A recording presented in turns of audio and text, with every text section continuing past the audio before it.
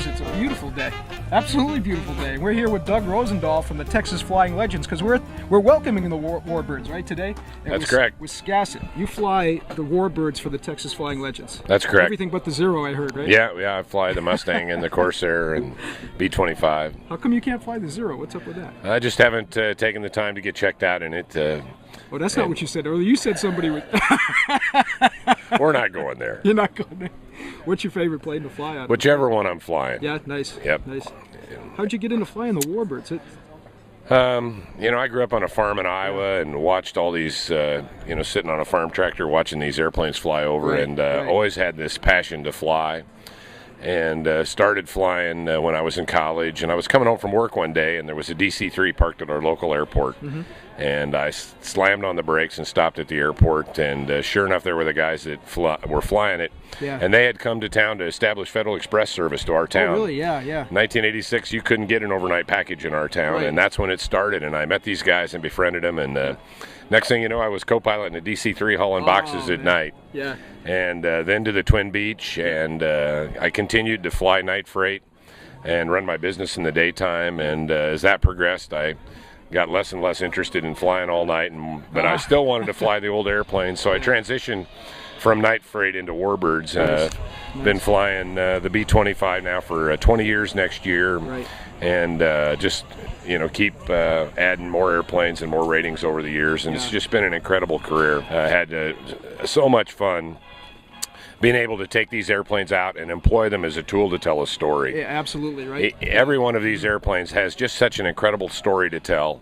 And our job as the custodians of these airplanes is to take them out so that the public can see them and experience them and begin to understand what these airplanes mean to our history and the role they played in allowing us as Americans to live free. Must be such a great thrill, too, to see the veterans come and check them out, huh? Yep, that's right. And that's... It is a tremendous thrill, but it's also just terribly scary because we're losing those guys at such an alarming rate. When I started flying, the B-25 20 years ago, the Doolittle Raiders, there were 40, some of them still alive of the 80 guys that went to Tokyo. And, today there are 5. I think we've got 5 left. We had 6, so I think we're down to 5. We lost 1. And just not very many years, they're all going to be gone. Jeez. And, my fear is that their stories go with them. And so... no, not as long as you guys are around. Our responsibility is, again, as the custodians of these airplanes, is to take them out so the public can experience them, and hopefully they'll go home, do some research, and try to learn what these airplanes did in World War II. Yeah, absolutely. For people that have never flown anything like a Warbird, what's the major difference between flying, say, the Mustang and anything that's of modern equipment? Well, the big secret about the Mustang is it's an incredibly easy airplane to fly. Yeah. And you can equate landing a tail dragger to backing a trailer down the runway at 100 miles an hour. And well, that doesn't sound so easy. Well, it's like riding a bicycle, I mean, all your common sense says a bicycle should fall over. Right. And but once you learn how to ride a bicycle, there's nothing to it. Well, the same is true of tailwheel airplanes. Yeah. The other thing about these airplanes is they have a very, very high power to weight ratio. Right. So when you apply power on takeoff, you have to be participating in the process. Yeah. Or you're going to go for a great ride. Yeah. A little contrast to the Waco we showed you a couple of weeks ago, I think. And if you're engaged in the flying process, the Mustang's a glorious airplane to fly. Yeah. It's very straight, very smooth, lots of power, and a very honest airplane. As long as you stay within its envelope. Nice. If you get outside of that envelope, then it gets pretty ugly. Yeah. Now the B-25, I imagine that's a little different experience, huh? The B-25 is a glorious airplane. Yeah. It's the reason why Doolittle chose the B-25 to fly off the carrier to retaliate against Japan was because of what a great airplane it is. It has some idiosyncrasies.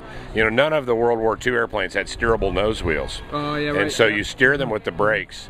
And brake technology was not terribly well understood. So The biggest thing about the B-25, and the thing we say all the time, is if you're capable of taxiing it to the runway, you'll have no problem flying it.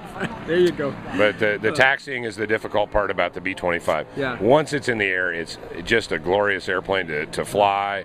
It lands wonderfully, and just an all-around great airplane, and played such an important role in our history and it has a great story to tell. And again, that's the real reward in being able to fly these airplanes, is the ability to take them out and employ their stories, help people understand the role they played. Hey, we always like to ask pilots on hangar flying, what's the most challenging moment you've ever had in the air? My next landing. There it is. There it is. That's a good answer. We haven't heard that one yet. I like that. But again, like everything else, if you had good training and you stay sharp and you keep yourself recurrent training and proficiency, you should have the tools to deal with those emergencies, or to figure out how to deal with something unexpected. In the night freight, when I was flying night freight, back in those days, some of the equipment we flew was a little subpar. Oh, yeah.